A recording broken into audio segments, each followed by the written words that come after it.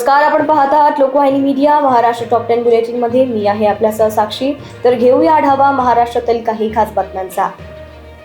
13 September पूर्वी माधुरी हत्तीण नांदणी मठात आणा अन्यथा जन आंदोलन, राजू शेट्टींचा इशारा. पुण्यात डेंग्यूचा प्रादुर्भाव वाढला, 1.5 महिन्यात 300 संशयित रुग्णांची नोंद. मलकापूर येथे 15 कोटींच्या कर्जाचे आमिष दाखवून 45 लाखांची फसवणूक, कारवाई अभावी कंपनीची वरिष्ठ पोलिसांकडे धाव.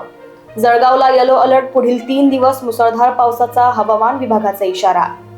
नाशिकच्या दिंडोरीतील ओझरखेड धरण ओव्हरफ्लो, पाणी पुरवठा व सिंचनाचा प्रश्न मार्गी.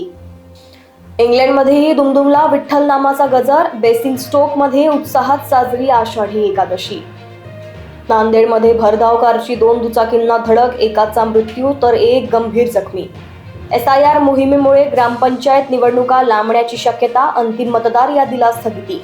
नागपूरच्या विकासासाठी निधीची कमतरता भासू देणार नाही, मुख्यमंत्री देवेंद्र फडणवीसांची ग्वाही.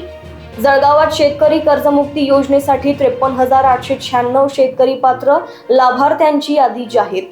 सध्यासाठी एवढंच. अशाच खास बातम्यांसाठी बघत रहा लोकवाहिनी मीडिया. नमस्कार.